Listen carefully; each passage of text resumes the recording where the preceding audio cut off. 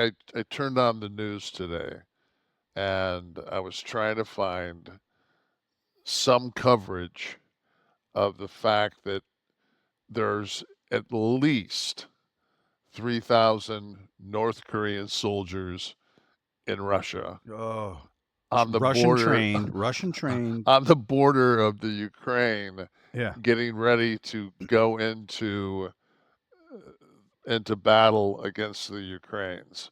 So as this um, regional conflict becomes a global conflict, More and people is signing up. yeah, and so then I do More my countries. research and I see that South Korea is producing tanks and armored vehicles, but because they can't through some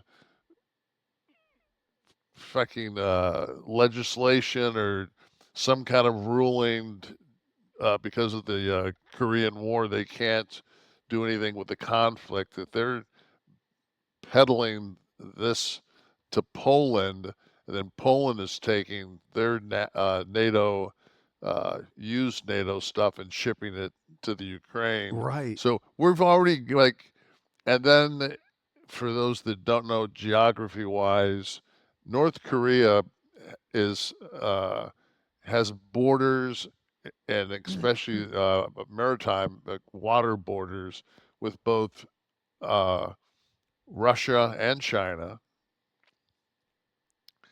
And then we also got this little thing in the Middle East going on Yeah. that Iran and Russia is, Yes. it's like, We're on the precipice of World War. I feel like the headlines trade. Like one day, bombings in Lebanon, and and, so you and, won't hear about Russia that day. I'm really not that worried about the fucking enemy within at this point. Call me old school, but I'm more worried about the fucking the bomb on the Stratego fucking the playing fucking field. But Kevin, you're absolutely right. But the headlines every day on my feed, it almost does not matter what's happening in Gaza or in Ukraine. No, It is some horse shit about this fucking which just continues. Listen, the character traits are set. We know the kind of person Kamala is. yeah. You know the person Trump is. Even if you're voting for Trump, you know who he is. So But there's no new news. at what point when you digest this much Trump, do you not just say to yourself, if you're not in their camp, it's a bit.